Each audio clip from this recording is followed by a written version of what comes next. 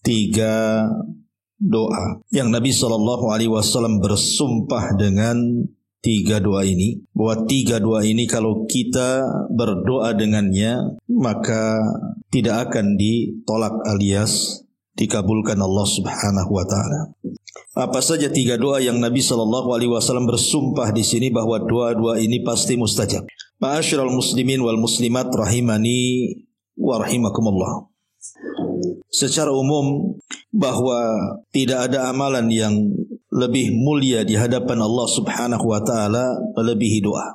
Kata Nabi SAW, laisa syai'un aqram indallahi minad du'a. Tidak ada sesuatu yang lebih mulia di hadapan Allah Subhanahu wa taala melebihi sebuah doa. Karena doa itu gambaran daripada tauhid seseorang. Bahkan dalam setiap ibadah yang kita lakukan pasti terkandung doa di situ.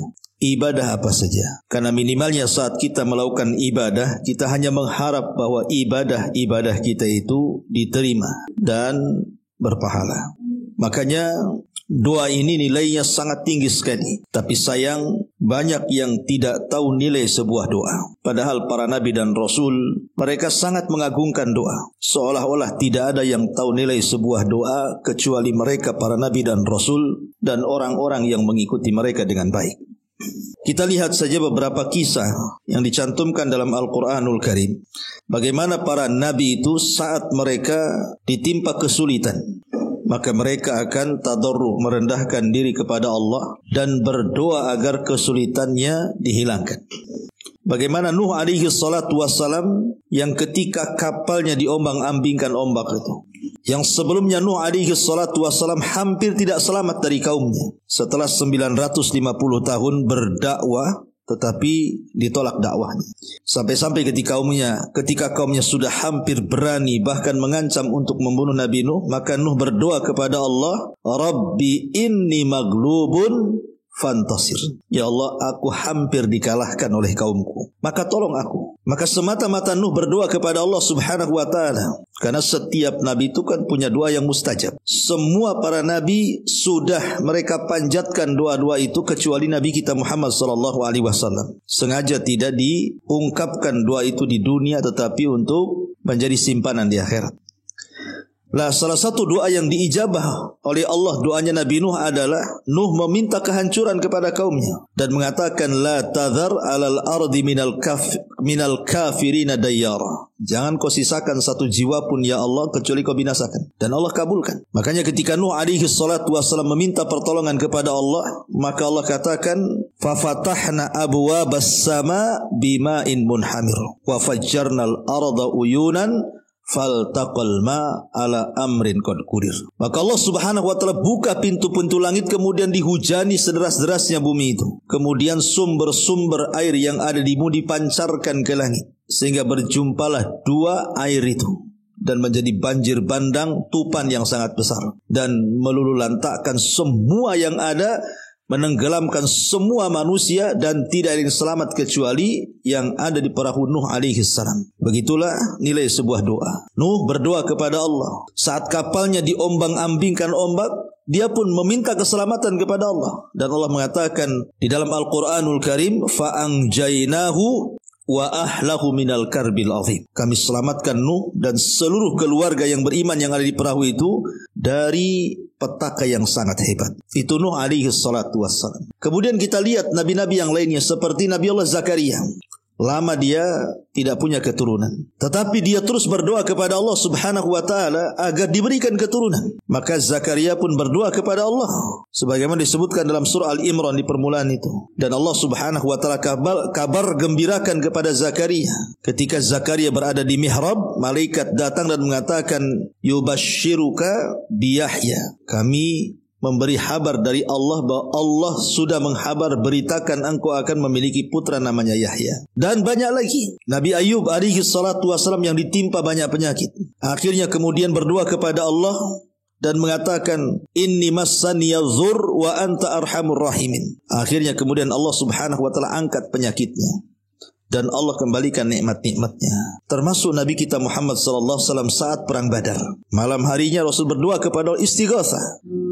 Maka Allah Subhanahu wa taala firmankan, "Idz tastaghitsuna rabbakum fastajaba lakum." Ketika engkau wahai Muhammad beristighatsah kepada Rabbmu, maka Allah Subhanahu wa taala kabulkan istighatsahmu. Dan keesokan harinya ketika terjadi perang Badar, Allah menangkan. Dan begitulah, tidak ada tahu nilai sebuah doa kecuali para nabi. Harusnya ini sebuah pelajaran bahwa jangan pernah remehkan sebuah doa, karena itu silahul mukmin, senjata kita orang yang beriman. Lah di sana ada doa-doa yang Nabi sallallahu alaihi wasallam bersumpah. Dengan sumpahnya ini, kalau kita memanjatkan dengan doa-doa itu, pasti dikabulkan doa kita. Apa saja itu? Yang pertama, disebutkan dalam sebuah riwayat dari Sa'ad bin Abi Waqqas radhiyallahu an. Ini Sa'ad bin Abi Waqqas radhiyallahu an meriwayatkan sebuah hadis. Jadi satu hari kata Sa'ad, marartu bi Utsman bin Affan. Aku lewat dengan Utsman ibn Affan radhiyallahu an, dan ketika itu Utsman berada di masjid. Fasallamtu alaihi, aku pun mengucapkan salam kepada Utsman itu, tapi Utsman tidak menjawabnya. Sampai 3 kali Utsman juga tidak menjawabnya. Akhirnya kemudian kata Sa'ad, fa'ataitu amiral mu'minin, aku pun menjumpai amiral mu'minin yang ketika itu adalah Umar bin Khattab radhiyallahu an. Faqultu lahu, ku katakan kepada amiral mu'minin, ya amiral mu'minin, wahai amiral mu'minin. Dia mengatakan, apakah telah terjadi dalam Islam ini sesuatu? Kata Umar bin Khattab, wa madzak, apa itu maksudnya? Maka dia mengatakan, ya amiral mu'minin, lu aku lewat di masjid Nabi. Di situ ada Utsman. Fasallamtu alaihi, aku ucapkan salam kepadanya. Tetapi Utsman tidak pernah menjawab salamku. Apakah ada peristiwa yang berubah dalam Islam, kata Sa'ad bin Abi Waqqas ini. Maka Umar radhiyallahu anhu akhirnya memanggil Utsman dan ingin menanyakan kenapa dia tidak menjawab salamnya Sa'ad bin Abi Waqqas. Akhirnya kemudian kata Umar bin Khattab radhiyallahu an, ma mana'aka alla takuna radatta ala akhika salam ya Utsman. Kata Umar, ya Utsman, apa yang mencegah kamu untuk menjawab salam dari saudaramu Sa'ad ini? Apa yang mencegahmu? Kenapa kau diam saja? Ada orang mengucapkan salam, harusnya dijawablah. Maka Utsman ibn Affan radhiyallahu an mengatakan, aku tidak mendengar salamnya. Aku tidak dengar, macam mana mau jawab? Aku tidak dengar, ya. Tapi Sa'ad bin Abi Waqqas mengatakan, bahkan aku mengucapkan salam. Kata Utsman, aku tidak dengar. Akhirnya kemudian Umar bin Khattab radhiyallahu anhu berupaya menengahi dua sahabat yang hampir berselisih ini gara-gara mengucapkan salam dan tidak mengucapkan salam. Maka akhirnya kemudian Utsman pun mengatakan, ya Amiral Mukminin, boleh jadi ketika itu memang aku sedang ada masalah. Aku sedang ditimpa masalah. Mungkin menghayal, melamun gitu ya. Kayak kita kadang-kadang kalau menghayal itu ada orang ngomong di depan kita aja nggak tahu. Padahal dia sedang ngomong sama kita tuh. Nanti kemudian kita tanyakan, dengar kamu ngomong apa tadi? Kan itu ya. Itu orang menghayalkan seperti itu.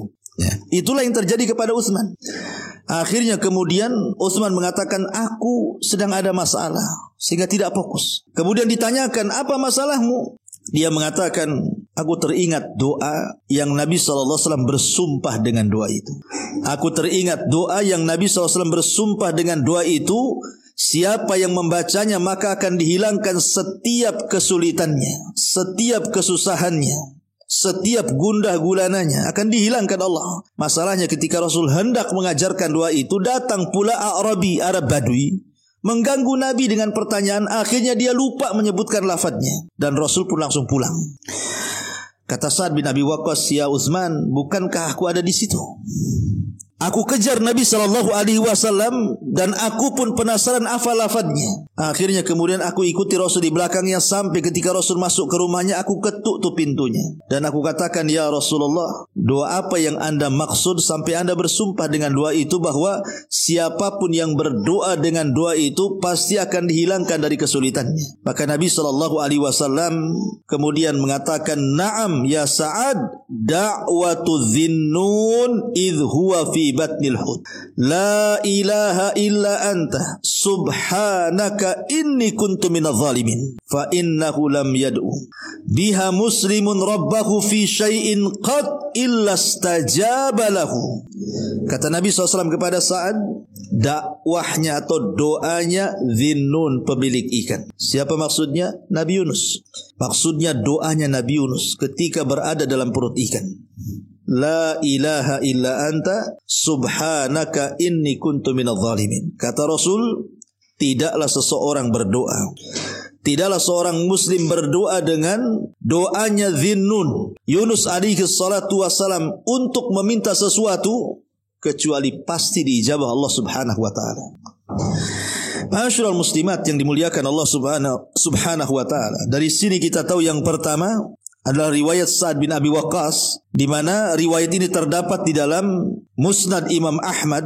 Kemudian juga sebagian ulama ahli tahqiq menghasankannya, dan Syekh Albani rahimahullahu taala mensahihkannya dengan lafaz da'watu Dhinnun idza'a wa huwa fi batnil huti la ilaha illa anta subhanaka inni kuntu minadh dhalimin fa innahu lam yad'u biha rajulun muslimun fi syai'in qad illa istajaba Allahu lahu. Doanya Dhinnun, Nabi Yunus, ketika dia berdoa dan dia di dalam perut ikan, dengan lafaz la ilaha illa anta, tidak ada sesembahan yang berhak disembah kecuali engkau, subhanaka maha suci engkau, inni kuntu minadh dhalimin, sesungguhnya aku benar-benar tergolong orang-orang yang melakukan aniaya atau zalim. Kata Rasul, fa innahu lam yad'u biha rajulun muslim, tidaklah seseorang berdoa dan dia seorang muslim fi syai'in qad, meminta sesuatu, illa stajaballahu lahu, kecuali Allah akan kabulkan permintaannya. Inilah doa yang Rasul bersumpah bahwa siapapun yang berdoa dengan Dhinnun, doanya Nabi Yunus, pasti dikabulkan. Ma'asyiral muslimat yang dimuliakan, ma'asyiral muslimin wal muslimat rahimani wa rahimakumullah. Para ulama mengatakan kenapa demikian? Karena ada 5 poin yang harus dicatat dalam doa ini.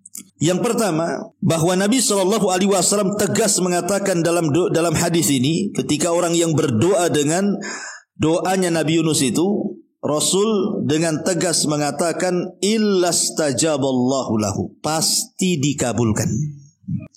Rasul yang mengatakan pasti dikabulkan. Ya, ini yang pertama.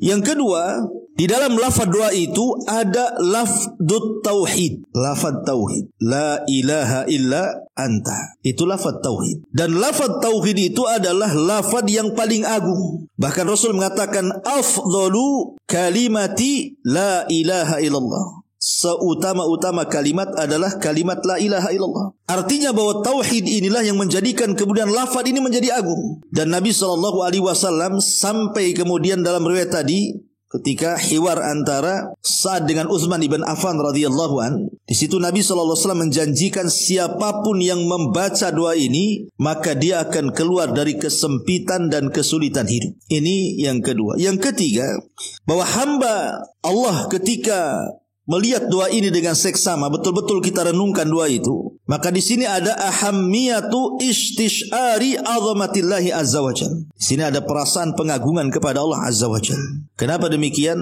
Pertama, di situ ada kalimat tauhid, la ilaha illa anta. Yang kedua ada kalimat at-taqdis, subhanak, pensucian Allah.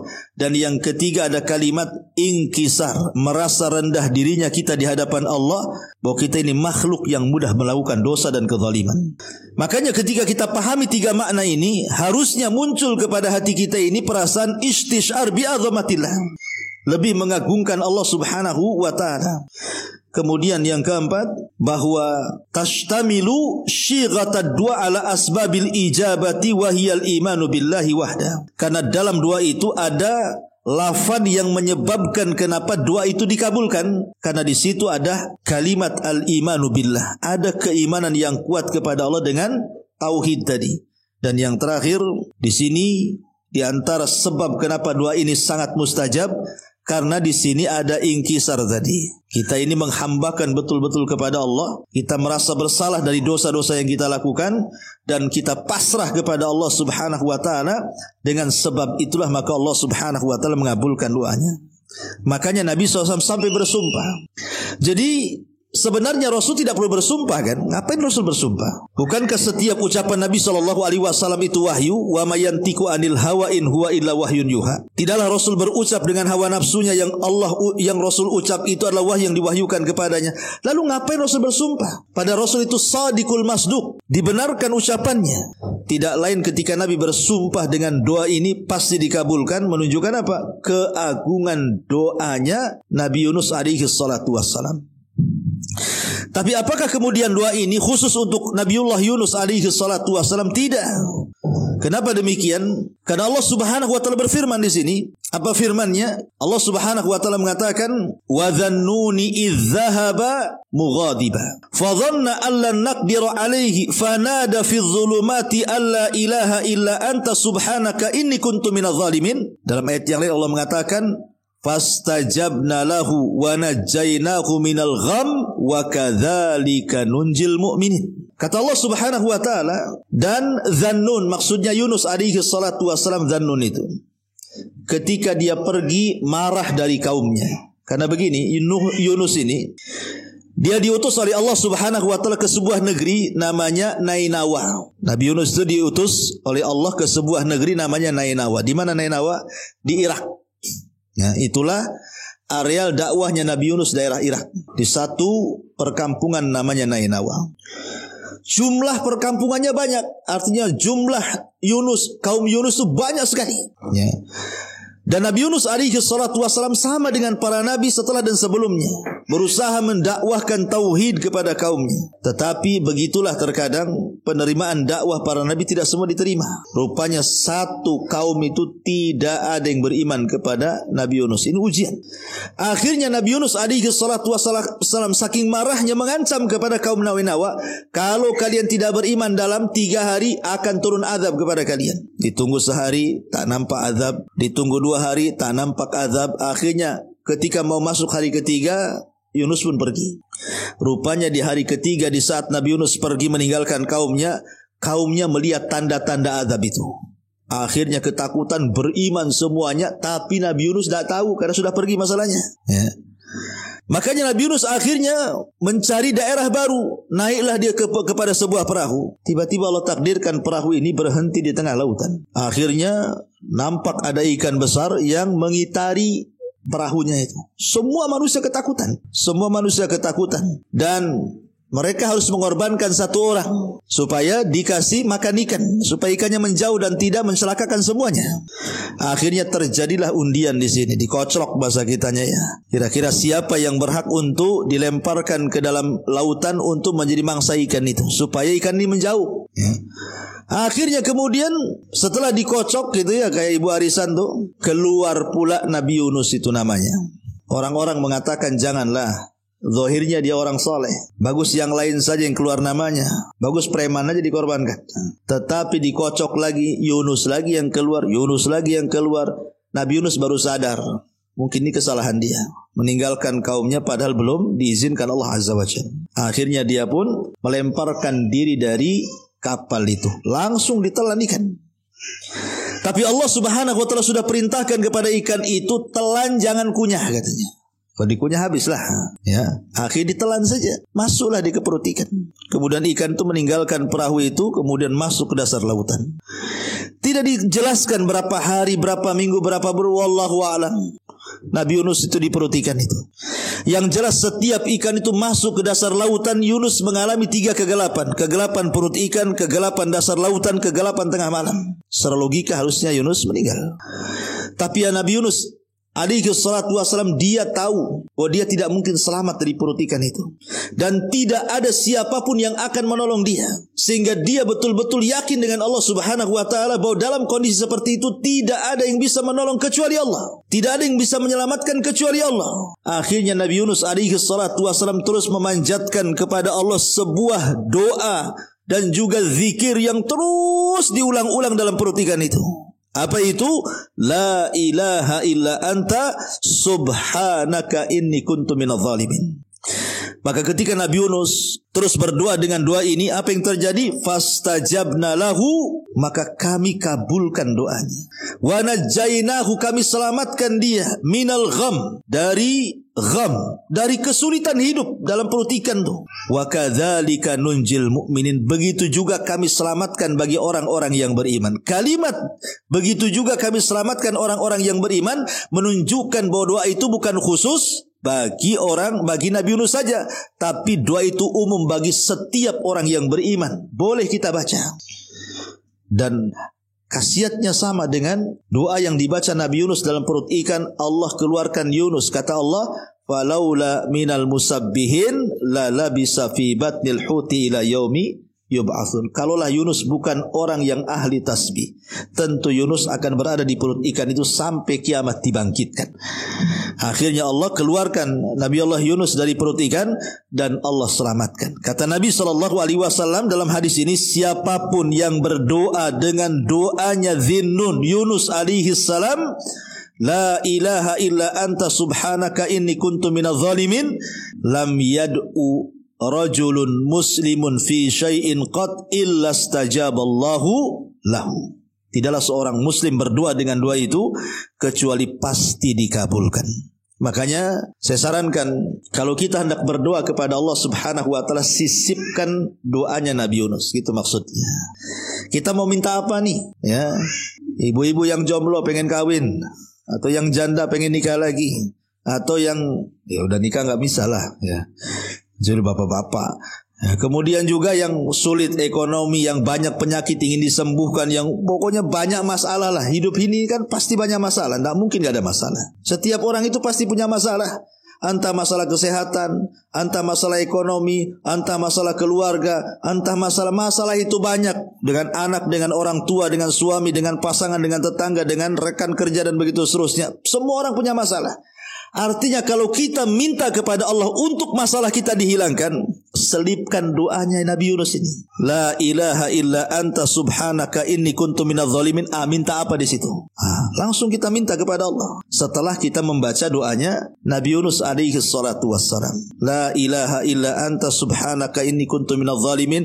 Ya Allah, kabulkanlah saya perlu ini, perlu itu, perlu ini, dan begitu seterusnya. Ya, karena tadi Utsman ibn Affan radhiyallahu sampai mengatakan bahwa doa Dhinnun ini sampai Rasul bersumpah, siapapun yang mengucapkannya pasti mustajab. Ya, ini yang pertama. Ya.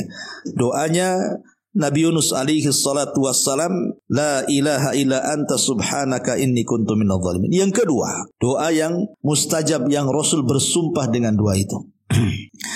Doa ini dari sahabat Anas ibn Malik radhiyallahu anhu dan dikeluarkan oleh Ashabus Sunan.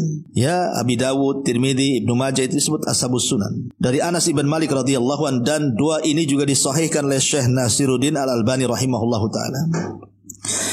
Jadi Anas ibn Malik radhiyallahu anhu, Anas bin Malik ini pembantu Nabi. 10 tahun dia membantu Nabi sampai Rasul meninggal. Maka disebut khadimur Rasul, pembantu Nabi. Kata Anas bin Malik radhiyallahu anhu, kuntu ma'a Rasulillah sallallahu alaihi wasallam jalisan. Satu hari aku pernah duduk bersama Nabi. Wa rajulun qa'imun yusalli. Di sebelah kami ada seseorang yang tegak mendirikan salat. Di Anas dengan Rasul sedang duduk, rupanya tidak jauh dari situ ada orang salat. Falamma raka'a wa sajada wa tashahhad da'a ilallah. Ketika laki-laki ini sudah ruku, sudah sujud, dan sekarang posisi dia di tasyahud akhir, tiba-tiba dia berdoa setelah tasyahud itu. Apa doanya? Allahumma inni as'aluka bi anna lakal hamdu la ilaha illa anta al-mannanu badi'us samawati wal ardh ya dzal jalali wal ikram.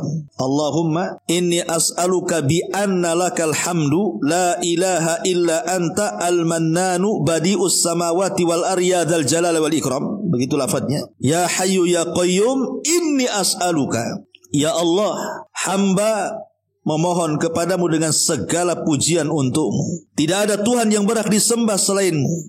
Engkau Esa, tidak memiliki sekutu. Engkau pemberi anugerah. Engkau pencipta langit dan bumi. Wahai zat yang maha terpuji dan maha mulia. Wahai zat yang maha hidup dan terus mengurus makhluknya. Ya Allah, aku meminta sesuatu kepadamu. Apa kata Nabi SAW ketika dia mendengar orang ini mengatakan seperti itu? Kata Nabi SAW, walladzi nafsi biyadi. Di sini sumpahnya. Walladzi nafsi biyadi. Demi zat yang jiwaku berada di tangannya. Ini arti kalimat sumpah. Demi zat yang jiwaku berada di tangannya. Rasul bersumpah nih. Ya. Laqad Allah bismihil a'zam. Laqad Allah bismihil azim.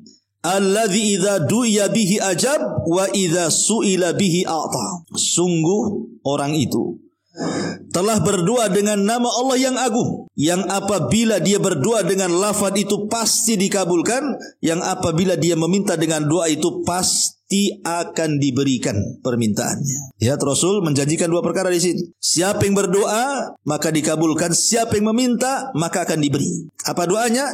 Allahumma inni as'aluka bi anna lakal hamdu la ilaha illa anta al-mannanu badi'us samawati wal ar ya dzal jalali wal ikram ya hayyu ya qayyum. Hafal Bu? Hah? Hafal? Oke. Sekarang kita rame-rame ya. Allahumma inni as'aluka bi anna lakal hamdu la ilaha illa anta al-mannanu badi'us samawati wal ar ya dzal jalali wal ikram ya hayyu ya qayyum. Nah, kan pendek itu. Gak cepat-cepat lah. Memang loadingnya kurang. Kurang loading aja sebenarnya kan. Ini sudah pendek ya. Allahumma inni as'aluka bi anna lakal hamdu la ilaha illa anta al-mannanu badi'us samawati wal ar ya dzal jalali wal ikram ya hayyu ya qayyum titik. Nah, kan? Habis itu kita minta, terserah minta apa. Yang penting doa ini dulu dibaca. Rasul mengatakan demi zat yang jiwaku di tangannya. Ini bersumpah. Siapa yang berdoa dengan doa ini kemudian kita meminta apa saja, pasti dikabulkan doanya, pasti diberikan permintaannya. Ini sumpah Nabi. Pertanyaannya apa? Kenapa sampai mustajab doa ini? Karena dalam doa ini terkandung Ismul A'zam, nama Allah yang agung. Nama Allah yang agung. Apa itu? Ya dzal jalali wal ikram ya hayyu ya qayyum. Sebenarnya mengatakan itulah Ismul A'zam. Dahulu di zaman Nabi Musa alaihi salatu wassalam, ketika Nabi Musa alaihi salatu wassalam itu membawa Bani Israel dari Mesir menuju Palestina, tanah perjanjian. Kemudian Allah azab Fir'aun itu, dan Allah tenggelamkan sehingga mereka diselamatkan dari Fir'aun dan bala tentaranya. Dalam perjalanannya Nabi Musa dan Bani Israel ini melewati satu bukit yang panjang. Bukit itu namanya Bukit Husban. Bukit itu memanjang sekali, Bukit Husban. Lah setelah Bukit Husban itu ada sebuah kaum dari kaum-kaum Kan'aniun, penduduk asli situ. Mereka ketakutan kalau Nabi Musa dan Bani Israel itu hendak menjajah mereka. Akhirnya kemudian mereka mencari-cari orang yang mustajab doa supaya berdoa akan kehancuran Musa dan Bani Israel. Lah kebetulan di situ itu ada seorang ahli ibadah namanya Bal'am ibn Ba'ura. Bal'am ibn Ba'ura. Bal'am ini salah satu ulama dari ulama-ulama Bani Israel. Bal'am ini dia kalau berdoa mustajab doanya. Kalau berdoa doa apa saja mustajab doanya. Kenapa rahasianya Bal'am bin Ba'ura itu kalau dia berdoa mustajab doanya? Karena dia memiliki Ismul A'zam, menguasai Ismul A'zam. Karena dia ahli Taurat juga, ya. Dia tahu nama-nama Allah Subhanahu wa taala yang agung itu. Makanya dia kalau berdoa dengan nama Allah yang agung pasti dikabulkan. Tapi masalahnya ketika para pembesar Kan'an ini datang kepada Bal'am, ya Bal'am, bukankah engkau mustajab doa? Doakanlah kehancuran kepada Musa dan kaumnya, katanya. Jangan-jangan dia datang hendak menjajah kami. Kata Bal'am, celaka engkau, yang aku doakan ini bukan orang biasa. Dia ulul azmi, dia rasul, dia nabi. Ya, enggak mau katanya. Tapi hari-hari kemudian para pembesar ini datang dengan harta, dijanjikan kedudukan, jabatan, macam-macam leleh pula di akhirnya. Mau pula dia mendoakan Nabi Musa dan kaumnya. Akhirnya mulailah dia berdoa.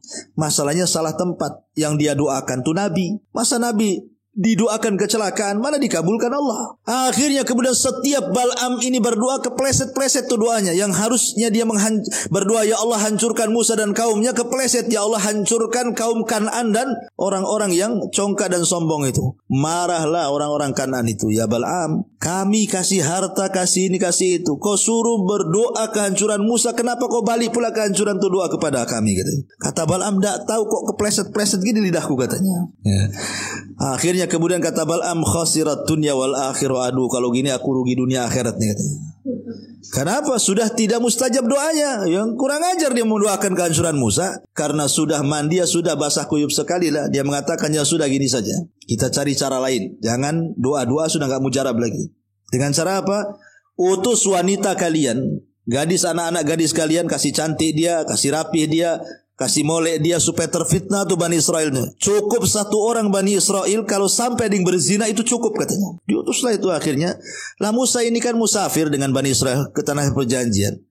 Akhirnya kemudian gadis-gadis Kan'an ini mereka berjalan ke Bukit Husban, entah membawa dagangan makanan atau apa, menawar-nawarkan. Ada pula yang jatuh cinta satu di situ. Akhirnya terjadi zina. Ketika terjadi perzinahan itu turunlah taun kepada mereka dan tidak dicabut penyakit itu sampai diketemukan siapa pezinanya, kemudian dibunuh baru dihilangkan penyakitnya.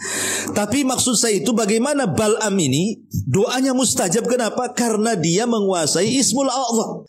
Ya tentu Ismul A'zam di zaman dulu, dalam kitab-kitab dulu Taurat, Injil dan Zabur akan berbeda dengan Ismul A'zam yang ada dalam Asmaul Husna yang kita senantiasa hafal. Lah Asmaul Husna itu kan 99, walaupun itu bukan batasan. Tapi dalam Asmaul Husna itu ada nama-nama Allah yang disebut dengan Ismul A'zam, yang kalau kita berdoa bertepatan dengan Ismul A'zam itu, maka akan mustajab. Lah sebagian para ulama ada yang mengatakan Ismul A'zam itu adalah Ya Dzal Jalali wal Ikram. Ada juga yang mengatakan Ya Hayyu Ya Qayyum. Ada yang mengatakan Allah. Ya. Dan ini tiga-tiganya terkandung di sini. Kalau seandainya ada yang mengatakan Allah, Allah ada di situ. Kalau ada yang mengatakan Ya Dzal Jalali wal Ikram, di situ juga ada kalimat Ya Dzal Jalali wal Ikram. Kalau yang mengatakan Ya Hayyu Ya Qayyum, di situ juga ada kalimat Ya Hayyu Ya Qayyum. Berarti pasti di antara tiga nama ini ada Asma'ullahil A'zam. Makanya kenapa Rasul sampai bersumpah di sini, demi zat yang jiwaku di tangannya, siapapun yang berdoa di sini, kalau dia berdoa diijabah, kalau dia minta pasti dikasih. Makanya kata Nabi SAW, alidzu biya dzal jalali wal ikram. Perbanyak oleh kalian mengucap kalimat Ya Dzal Jalali wal Ikram. Contohnya begini, ya Allah aku mau usaha, tolonglah mudahkan usaha saya, Ya Dzal Jalali wal Ikram. Begitu ya. Ya Allah saya ini mau safar, mudah-mudahan selamat sampai tujuan, Ya Dzal Jalali wal Ikram. Ya Allah saya ini baru buka usaha, janganlah gulung tikar, kalau bisa bentang-bentang lah tikar tuh, Ya Dzal Jalali wal Ikram. Begitu maksud. Perbanyak setiap doa itu diakhiri dengan kalimat Ya Dzal Jalali wal Ikram, gitu maksudnya. Karena ada sebagian ulama mengatakan Ya Dzal Jalali wal Ikram itu adalah Ismul A'zam. Tapi ada juga yang mengatakan bukan itu, tapi Ya Hayyu Ya Qayyum. Ismul A'zam itu Ya Hayyu Ya Qayyum. Ya, dan begitu seterusnya. Tapi di sini maknanya, maksudnya ketika kita berdoa dikabulkan, ketika kita meminta diberi itu kapan? Saat kita berdoa dan menyelipkan doa ini. Allahumma inni as'aluka bi anna lakal hamdu la ilaha illa anta al-mannanu badi'us samawati wal ardi Ya Dzal Jalali wal Ikram Ya Hayyu Ya Qayyum. Setelah itu silahkan minta apa saja yang kita minta kepada Allah. Maka kata Rasul, kalau dia berdoa dikabulkan, kalau dia minta pasti akan diberikan permintaannya. Ini yang kedua. Yang ketiga, ya, di antara doa yang Rasul bersumpah juga pasti akan dikabulkan. Hadis yang terdapat dalam Sunan Tirmidzi dan juga disahihkan oleh Syekh Nasiruddin Al-Albani. Hadis ini dari sahabat Buraidah ibn Husayb Al-Aslami radhiyallahu anhu. Jadi dia menceritakan sami'an Nabi sallallahu alaihi wasallam rajulan yad'u. Satu hari Rasul pernah mendengar ada seorang sahabat berdoa. Satu hari Rasul mendengar ada seorang sahabat berdoa. Dalam doanya sahabat ini mengatakan, Allahumma inni as'aluka bi anni ashhadu annaka antallah la ilaha illa antal ahadus samad lam yalid wa lam yu'alladzi lam yalid wa lam yulad wa lam yakul lahu kufuwan ahad. Ini agak mudah karena ada surat Al-Ikhlasnya Bu ya. Kita ibu hafal Al-Ikhlas, masa tak hafal kan itu. Allahumma inni Oke, kita baca sama-sama ya. Allahumma inni as'aluka bi anni ashhadu annaka anta Allahu la ilaha illa anta al-ahadu as-samadu alladzi lam yalid wa lam yulad wa lam yakul lahu kufuwan ahad. Enak ini. Agak mudah daripada yang tadi ya. Allahumma inni as'aluka ya Allah, saya meminta kepadamu, bi anni asyhadu, bahwasanya saya bersaksi laka kepadamu, antallah, engkau adalah Allah, la ilaha illa anta, tidak ada sembahan yang berhak disembah kecuali engkau, al-ahad yang maha tunggal, as-samad yang maha bergantung, alladzi lam yalid yang tidak melahirkan, walam yulad yang tidak dilahirkan, walam yakul lahu kufuwan ahad, dan yang tidak ada yang sekutu dengan Allah Subhanahu wa taala siapapun. Apa kata Rasul? Walladzi nafsi biyadihi. Lagi-lagi Rasul bersumpah di sini, demi zat yang jiwaku berada di tangannya. Laqad sa'alallaha bismihil a'zam. Sungguh dia telah meminta kepada dengan nama Allah yang agung. Idza du'iya bihi ajab wa idza su'ila bihi a'ta. Apabila dia berdoa dengan doa itu pasti dikabulkan, dan apabila meminta pasti diberikan. Ya, ini kurang lebih dengan doa yang pertama kalimatnya, karena ada Ismul Azam, nama Allah Subhanahu wa taala yang agung. Apa nama Allah yang agung dalam doa ini? Kalimat Allah. Ya, di sini ada kalimat Allah. Allahumma inni as'aluka bi anni asyhadu annaka antallah.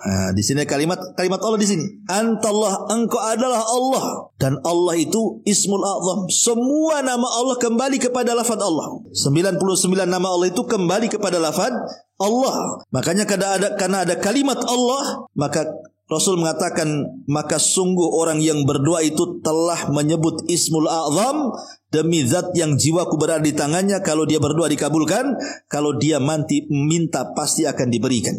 Maka kalau kita hendak berdoa kepada meminta sesuatu, syukur-syukur kalau tiga-tiganya ibu baca. Ya, tiga-tiganya ibu baca. Maksudnya pertama, ibu baca doanya Nabi Yunus, la ilaha illa anta subhanaka inni kuntu minadh zalimin. Kemudian setelah itu ibu baca lagi, Allahumma inni as'aluka bi anna lakal hamdu la ilaha illa anta al-mannanu badi'us samawati wal ard ya dzal jalali wal ikram ya hayyu ya qayyum.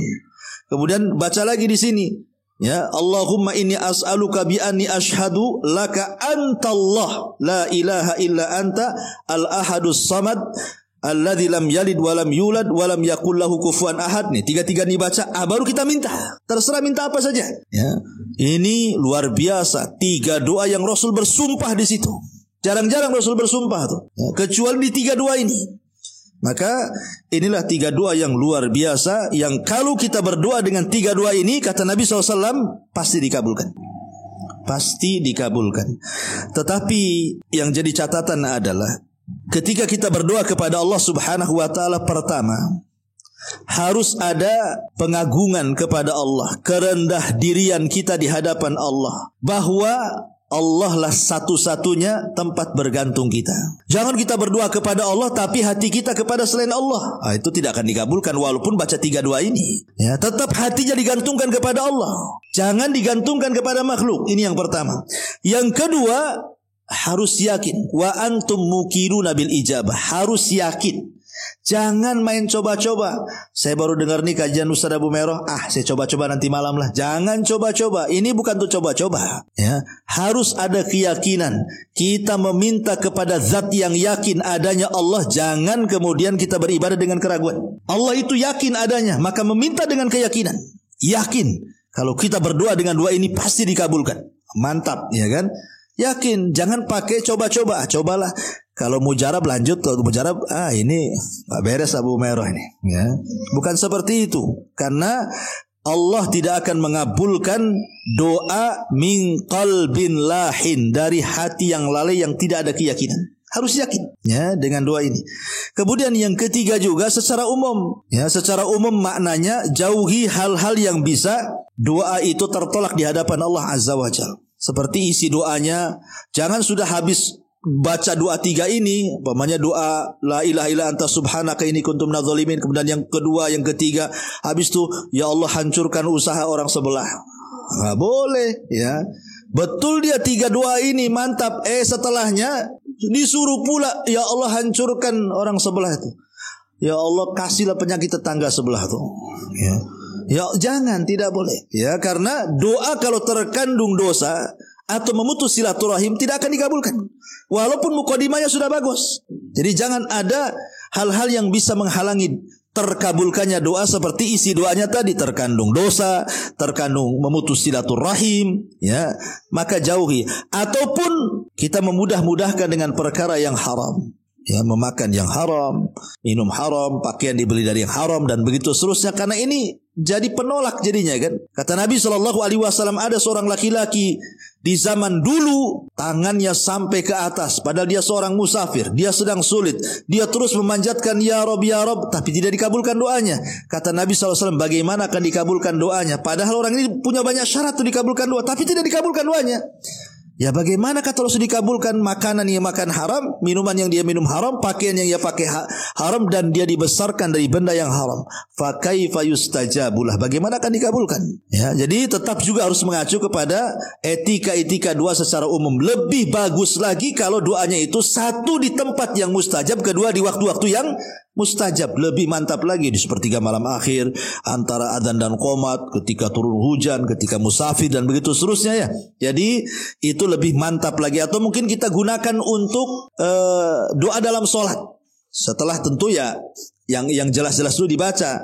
Mungkin kita bisa ambil dalam sujud. Kalau ibu sholat sendiri ya, dalam sujud setelah kita membaca subhana rabbiyal a'la wa bihamdi, subhana rabbiyal a'la wa bihamdi, subhanallah, baru baca doa ini, kemudian kita meminta ya. Atau di akhir tasyahud setelah meminta 4 perlindungan kan ya, min adzabi jahannam wa min adzabil qabri wa min fitnatil mahya wal mat wa min syarri fitnatid dajjal, bacalah la ilaha illa anta ini subhanaka inni kuntu minadz zalimin, kemudian ibu minta sesuatu. Nah itu lebih baik lagi di tempat-tempat yang bagus kan ketika sholat, atau di sepertiga malam. Dan begitu, yang jelas bahwa kenapa kemudian doa ini dilebihkan di antara doa-doa yang lainnya, karena Rasul bersumpah masalahnya di situ ya. Kalau doa lain kan Rasul tidak bersumpah. Rasul yang mengatakan ya memang kalau anda berdoa seperti ini mustajab, tapi yang sampai bersumpah ya ini doa-doa ini aja. Yang Rasul sampai bersumpah kalau kita menyebutkan atau membaca doa ini kemudian meminta sesuatu, maka akan diijabah oleh Allah Subhanahu wa taala. Wallahu alam. Ini yang bisa sampaikan karena sudah jam 11.20.